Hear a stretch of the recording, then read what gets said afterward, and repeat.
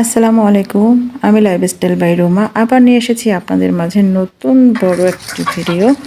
তো আপনারা সবাই আমার সাথেই থাকবেন। দেখেন আমি কি কি করতেছি। এই দেখেন গাছ থেকে আমি ডুমুর পেড়ে নিয়েছি, কিছুটা ডুমুর পেড়ে নিচ্ছি।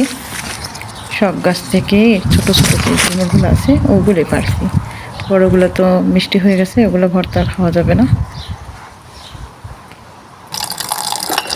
এখন ডুমুর আর একটা আলু কেটে নিয়েছি, সুন্দর করে ধুয়ে পরিষ্কার করে কিছুটা পানি দিয়ে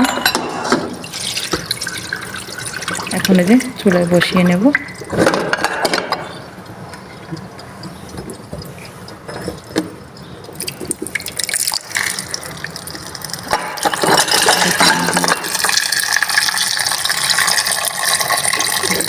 তো কখনো আপনারা কি ডুমুর ভর্তা খেয়েছেন? যদি খেয়ে থাকেন অবশ্যই কমেন্ট করবেন, আর যদি না খেয়ে থাকেন তাও একবার আমার মতো করে ট্রাই করে দেখবেন, অবশ্যই ভালো লাগবে। ডুমুরটা বসিয়ে নিয়েছি, চুলাটা ধরিয়ে দিয়েছি। এখন এখানে কিছু কলাবাটি আছে, ভাবলাম ডুমুরটা সিদ্ধ হতে হতে কলাবাটিগুলো একটু ধুয়ে নিই। এটাও তো একটা কাজের ভিতরে পড়ে, এটা ভাবি যে হাতের কাজটা শেষ করে ফেলি। কলাবাটিগুলো সুন্দর করে ধুয়ে নাস্তা শেষ করেছি।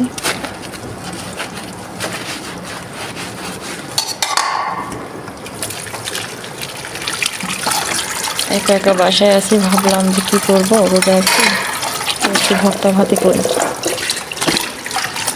কী ভর্তা বানাবো, সবসময় তো একদমই ভালো লাগে, তাই একটু গাছ থেকে ডুমুর পেড়ে নিয়ে আসছি। সময়কে কখনো অবহেলা করতে হয় না, সময়ের কাজ সময় করলে কোনো কাজই ঠেকে থাকে না।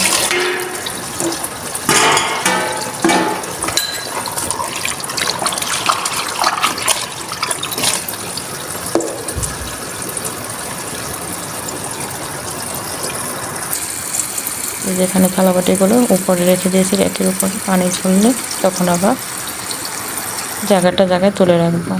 এখানে কিছু লেবু আছে, এগুলো কেমন আপনারা বলবেন। তো এটা হচ্ছে শুকনো লেবু, অনেক লেবু হয়েছিল, সেই লেবুগুলো আমি আবার শুকিয়ে এভাবে ছাড়িয়ে নিয়েছি।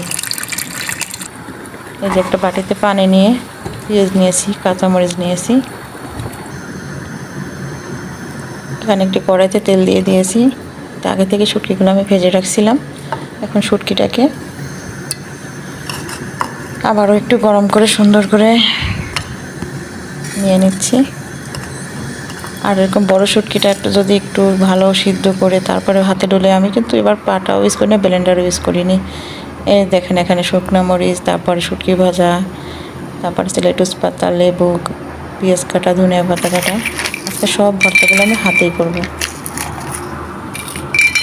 এই যে আলাদা প্লেটে মরিচগুলো নিয়ে নিচ্ছি।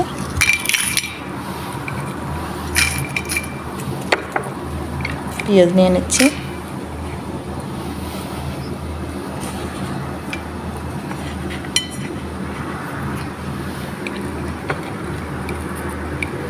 তারপরে দিয়ে দেবো এখানে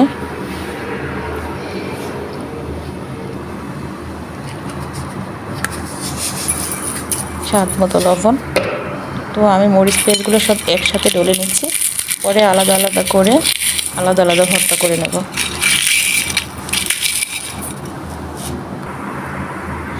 এই দেখেন সব একসাথে মিক্স করে নিয়ে নিয়েছি, দেখতে কতটা লোভনীয় লাগছে।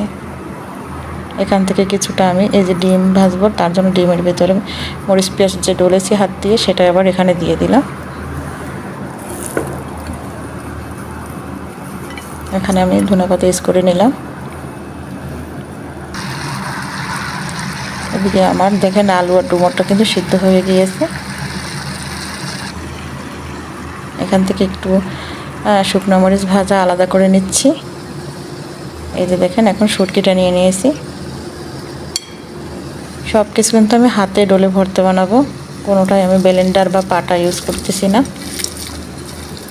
এটার স্বাদই কিন্তু আলাদা, হাতে ডলার ভর্তাটার স্বাদই আলাদা। এই দেখেন ভর্তাটা বানিয়ে নিয়েছি, দেখতে কতটা সুন্দর লাগছে। এখন এখানে ডুমরগুলো উপরে থেকে চোখলাগুলো ছিলে নিলাম, আলুগুলো ছিলে নিয়েছি। এখন এই যে আলাদা করে আবার একটু মরিচ পেঁয়াজ নিয়ে ডুমরটা ওখানে দিয়ে হাতের সাহায্যে দেখেন ডলে নিচ্ছি। আমি কিন্তু প্রথমবারই ডুমুর ভর্তা খেয়েছি।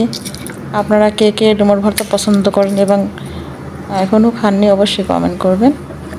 এই দেখেন ডুমুর ভর্তা অলরেডি হয়ে গিয়েছে। এখন আমি এখানে সরিষার তেল এড করে নেব।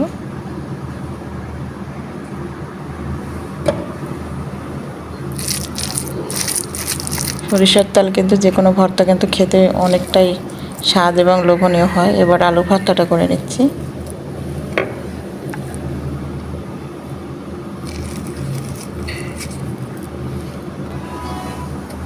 দেখেন কতটা সুন্দর হয়েছে আলু ভর্তা।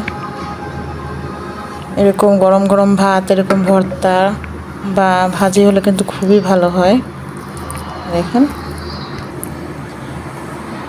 এখন আমি দেখেন এখানে ডিমটা নিয়েছি, ডিমের ভিতর মরিচগুলো দিয়ে ডিমটা গলিয়ে নিয়েছি। এখানে কড়াইতে তেল দিয়ে নিয়েছি, ডিমটা দেখেন এইভাবে ভেজে নিচ্ছি। দেখার মতো একটা জিনিস। এখন আমার খাওয়ার পালা। দেখেন আমি সব কিছু নিয়ে নিয়েছি, ডুমুর ভর্তা, আলু ভর্তা, তারপরে কারি পাতা, তারপর হচ্ছে লেটুস পাতা, সাথে নিয়েছি একটা কাঁচামরিচ, শুটকির ভর্তা। সেই স্বাদ না খেলে কিন্তু মিস করবেন, অবশ্যই ট্রাই করবেন। তো আমার ভর্তার সাথে আবার একটু লেবুর প্রয়োজন হয়, সাথে একটু লেবুও নিয়ে নিয়েছি। হাত দিয়ে ভর্তা